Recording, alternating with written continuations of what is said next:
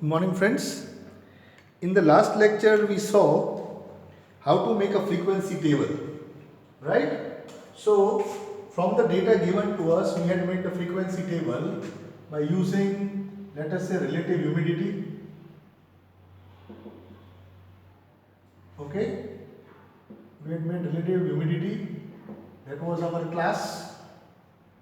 Then we had the tally marks just to help us with making the table, and then there was the number of days or what we call the frequency. Yes, so we have made a table with the relative humidity, say 30.31.0 to 33.0, then 33.0 to 35.0. We had put the tally marks accordingly, and then the frequency, say 2 or 4 or whatever. So what we had done is we had discrete raw data. We had a raw data, we had the board filled with numbers which we arranged into tables. So this makes the data easier to read. But now we'll go to a new step today, that is called pictorial representation of data. Pictorial representation of data. Pictorial means by pictures. What does pictures mean? Something like a graph. So, which are the types of graph we have? We have a bar graph. Okay, so we'll see what is the bar graph used for. We have histograms. Histograms are of two types, equal width and varying width, in which the width is equal and the width is varying, and we have the frequency polygon. So now the next part of the chapter is showing the data through graphs. We have got bar graph, histograms and frequency polygons. So now we are going to move to the graph. Now what will you need for the graphs? You will need a graph paper. So if you go to any bookstore and look for, you will have a graph paper which is green in color with big and smaller squares. So if you ask for graph paper, they will give you the graph paper, and only on the graph paper you are supposed to do your graphs. Now I am going to use the board, so I will try to make you understand how the graph papers are used, but you will need the graph paper. So in the previous exercise we saw how to make a frequency table. So you write down the class or the discrete data, you put the tally marks and you find the frequency and you get a table. But now the next step is to show it through a graph. Now as you know, the season of IPL is starting. So if you are watching the IPL, then many graphs are shown during the IPL. Try to understand what data each of the graph is giving. If you have noticed in the IPL, there is a graph like this, where the overs, 1 over, 2 over, 3 over, 4 overs are shown. In the first over, say there are 2 runs, in the second over there are 15 runs, in the third over there are 10 runs, in the fourth over. So IPL has got graphs like this. And whenever a wicket falls, and here they show round on, means a wicket fell here, 2 wickets fell in the same over. So there are graphs like this, which makes it very easier to read. So since the IPL has started, if you are watching the IPL, I don't want you to watch the IPL if you do not like it, but in case you do watch the IPL, try to study the graphs. Try to understand all the data from the graphs given. So today we are going to start with the first one, that is the bar graph. Before we move on to the bar graph, we have to go to coordinate geometry. In coordinate geometry, if you remember, then we have got an x-axis and a y-axis. You remember the x-axis, the y, we have got the origin here, y prime. So these are the positive x numbers, these are the negative x numbers, positive y, negative y. Okay? So every point on the graph paper indicates a point. So we are going to do something like this. But what are we not going to deal with right now? We'll forget the negative and the positive part. We'll only look at the positive parts here. So, in your graph paper, which you have brought, a graph paper, at the bottom of the graph square, leaving 1 or 2 lines, you will draw the x-axis and you will draw the y-axis. Now, there is certain data to be shown on the x-axis and certain data to be shown on the y-axis. So, what do we do? The frequency which we have or the data which we have, we show on the y-axis, These are called legends. And on the x-axis, we show the classes usually. So, the data, the classes are shown on the x-axis, the frequency on the y-axis, but just now we are only going to do graphs. Which graph? The bar graph. Now, we'll first find out what is the speciality of a bar graph. Where do we use a bar graph? Okay, so bar graph is a pictorial representation of data in the form of bars. Why it is called a bar graph? Because it is in the form of graph with equal spacing. Okay, equal spacing. Now remember the rule, the variable data is shown on the y-axis and the non-variable data is shown on the x-axis. So which is the first we are going to do? We are going to do the bar graph. In the bar graph, the variable data which is varying, changing, is shown on the y-axis and non-variable data on the x-axis. But what is the specialty of bar graph? How it is different from a histogram we'll see. In a bar graph, all the data mentioned here is non-variable data, but it is not numeric data. You cannot do any calculation on this. This is not numeric data, this is not continuous data. This is discrete data. Means I tell you, for example, suppose we have got your marks. Let us say all the tests you have been giving your marks. So we have got which subject? The math subject, the science subject, social subject, English subject, and your Sanskrit subject or Hindi subject. So I have put your subjects below. Now let us talk about your marks. So you can see here on the x-axis there is no numeric data. Math, science, social, English, Sanskrit, and let us include the Hindi also. So the subjects have been put here. So this you can see is non-numeric data. Okay. Now the marks are, the tests are usually taken out of 25 marks. So the maximum you can reach is 25. Now here on the y-axis you have to be very careful with what you work with. You can write this as 1 mark, 2 mark, 3 mark, 4 mark to show it accurately, but then you will have to go up to 25. So if it doesn't fit in the paper, if this 25 lines do not fit in the paper, you can jump by 2, 4, 6, 8, 10, 12 and so on. This will fit. Also, if this doesn't work, you can go with 5, 10, 15, 20, 25 and so on. Right. Now, we'll talk about your graph paper. So this is the idea. In a bar graph, on the x-axis, you have got non-numerical data and the frequencies on the y-axis. Now, what do you see in your graph paper? I'll try to represent your graph paper. If you notice your graph paper, there are green lines which are quite thick. At equal distance, they will be at 1 centimeter each. Okay, these are the thick lines. So there are the dark green lines at 1 centimeter distance. In the dark green lines, you will find a thin line at half the distance, 5. Okay, so if you look at a graph, it is something like this. And in between that, you will find very, very small thin lines, 5 lines each, 1, 2, 3. So this is what your graph paper actually looks like. So on these dark lines, we already put a numbers on which lines the dark lines. You can put 1, 2, 3, or you can put 5, 10, 15, whatever you decide. So these are the dark lines. So I will put on the dark lines, I will put 5, I will put 10, 15, 20, 25. Now what you can see here, I am going to write the scale. So this is not numerical data. This will have no scale, but this will have a scale. What scale? 1 centimeter is equal to 5 marks. This is the scale. So in the bar graph, it is very important to mention. Since this is a bar graph, on the x-axis there is non-numeric data, so there is no measurement here. But on the y-axis I put a mark. Now what I have done, I have taken the thick lines for 5 marks. So if I start with 0 here, this is 0. On the graph paper you will first draw, I will talk about later on. So how will you start your work? So let us see. Now we are going to make a graph of your test marks. So how are we going to work on it? You have your graph paper, something like this, with the lines, leaving 1 or 2 lines On one dark line, draw the x-axis. And below you call this your subjects. So these are the subjects.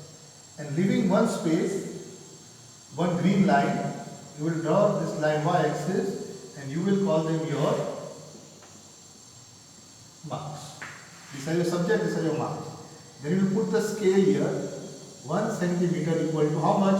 You want to put 1 mark, you want to put, if you put here 1, it becomes 1, 2, 3, 4, 5, depends. If you put 2, it becomes 2, 4, 6, 8, 10. So I got 1 centimeter equal to 5 marks here on a green line. Okay? 5. Now you can see here 5, 10, 15, 20. So you have done these 2 lines. And now you write your subjects here. So you have written math, science. Okay, now there are lines here also. So I have 1, 2, 3, 4. So I have to keep equal spacing. These are the lines. So I will keep one spacing and take this line as maths. Leave one spacing, take this line as science. Leave one spacing, this line as social. Leave one space, this is English. Leave one space, this is Sanskrit. And leave one space and this is Hindi. So I am leaving a space and doing it. Now let us say in maths you got 18 marks. Now how do you show 18 marks? You can, I told you, in 1 centimeter there are 10 small lines. There are 10 small lines.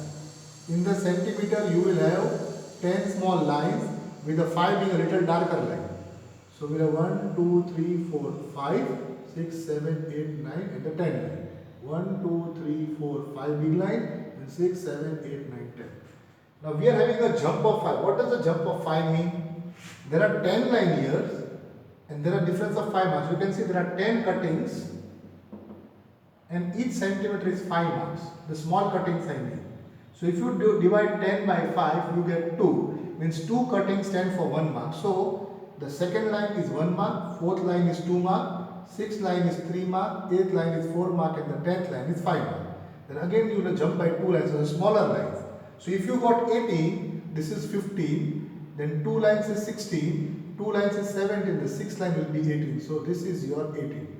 So you will draw this bar because this will show 18 marks. In science you got 22. So this is 20. Then 2 lines, 1 into 21 and 2. So the 4th line you will get your 22. So this is 22. In social you say get 24. So this line will go to 24.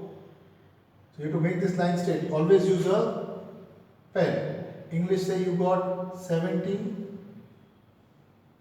Sanskrit you got say 20, so exact 20. And Hindi you got say 40. So this is just an idea. So this is a bar graph. It is actually not a perfect graph. Always use a scale. So you take one bar, then leave an equal spacing, then the next equal spacing next, and this is your bar graph. Now what you can see in the bar graph, again I told you, the data on the x-axis is non-numeric. It is not numeric data. On the y-axis is your frequency, the numeric data. So what we had got the table, I had maths with 22 marks, science with 24 marks, maths was 18 marks, science was 22, social was 24, English was 17, Sanskrit was 18 and Hindi was 14. Okay, you can see from the table. But now it becomes easier to read. In which you got maximum marks? In social. Minimum marks in Hindi. So graph is showing us a very good data here. So this is called a bar graph. In the bar graph, the x-axis is non-numeric, but the y-axis is numeric. Now I mean non-numeric. Now to tell you one more thing. Let us say we are changing the data. Now we are not dealing with marks, but we will see the number of students that passed in different years. So we will write 1 centimeter stands for 1000 students. Okay, 1000 students in Bhavnagar city. We talk about in Bhavnagar city, the students who passed the 10th board exam. So students who passed the 10th board exam in Bhavnagar city in the year 2010, in the year 2011, in the year 2012, in the year 2013, year 2014 and 2015. Now you can see this is a numeric, this is the number, but it is not numeric data. Why? It is the name of a year. So just like subject Matt was a name and not a number, this is a number but it's a name. It is the name of the year. This is not numeric data. Okay? You have to understand this. If I start from 0 and one jump is 2010, then the next jump should be 4020. Why?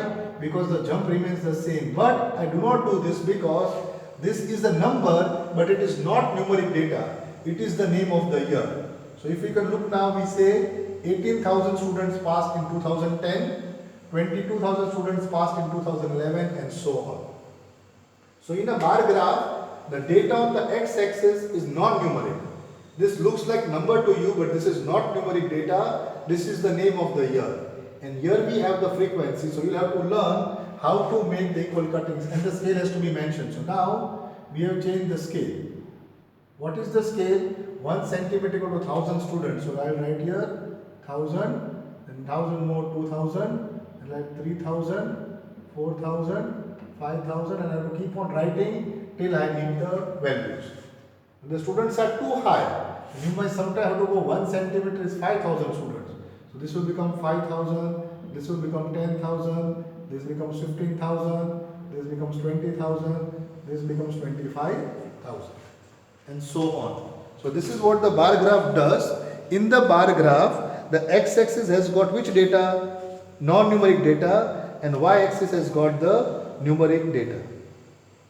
So we are not going to do anything more bar graph. So let us work on one more bar graph. So one numerical is put on the board for you. A house spends 20,000 rupees a month, and this expenditure is given in thousands. For grocery 4,000 is spent, for rent 5,000 is spent, for education 5,000 is spent, education of children, for medicine on average 2,000 a month, for fuel 2,000 a month, entertainment 1,000 a month, and miscellaneous 1,000 a month. Okay, so this is 20,000 rupees spent in a month on average. Now the education is given 5,000 a month because the yearly fees will be for 2 children, but per month this is what is the money used. Now we have to show this as a bar graph. Why is a bar graph? Because you can see this heads is non-numeric data, and this is the frequency. You can see this is what is changing. For grocery 4,000 rupees, for rent 5,000 rupees, education 5,000, and so on. So how will you make your graph paper? You make your graph again. On your graph paper, one line above, you will draw the x-axis, you will draw your y-axis, and what is your scale? 1 centimeter equal to 1,000 rupees.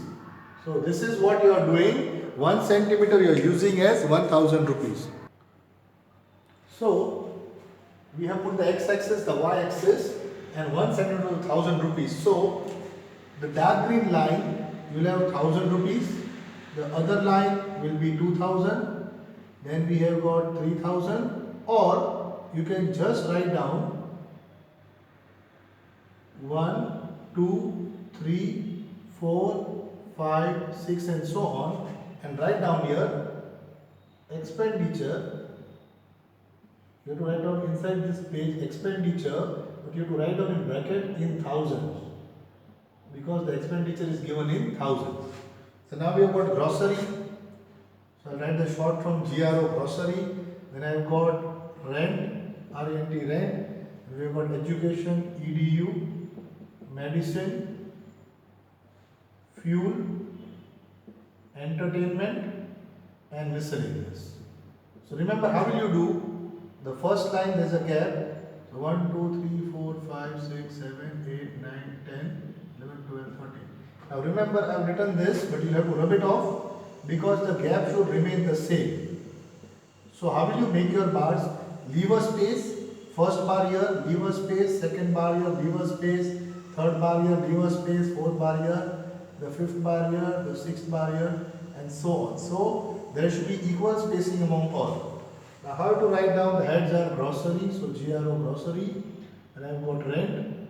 Exactly below I write rent. Then I have got education, EDU. I have got medicine. Then fuel, entertainment, and miscellaneous. So we will call this the heads. So in a graph paper you have to mention what is this reading, the heads, the expenditure on thousands written on the y-axis. Now we start with the work. Grocery is 4,000, so you will draw a line at 4 and you will draw this bar with the help of a scale. Rent it as 5,000, so at 5,000 you have got the rent. Then education is 5,000, so at 5,000 you get the education. Then you have got medicine 2,000, so at 2 you will draw the line.